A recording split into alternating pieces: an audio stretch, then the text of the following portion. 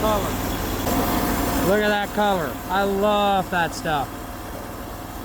Now, when you're selling logs, you don't want these things to age, because that's what poplar does sometimes, is it gets some color, and people don't like that, but I love it.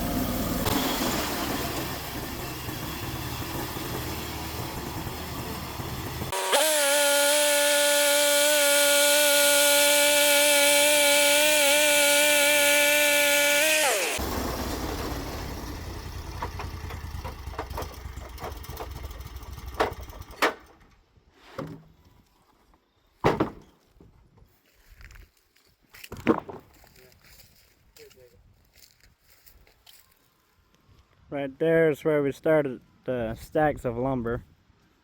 2x6 and 1x.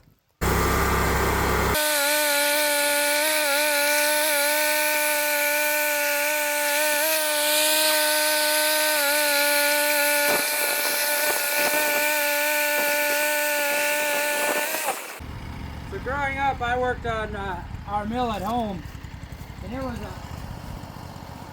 all manual sawmill. So the post cranked up and down, but it was hand cranked, and everything was really nicely set up so we could make a lot of speed. But we were talking a $30,000 machine.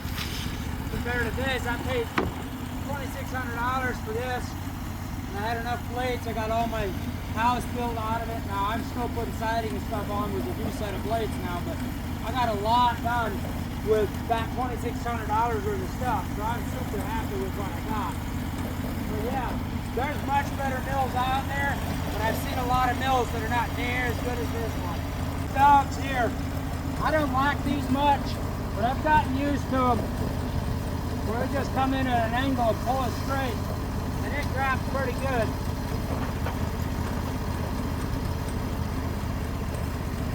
The one we had at home was really nice for that.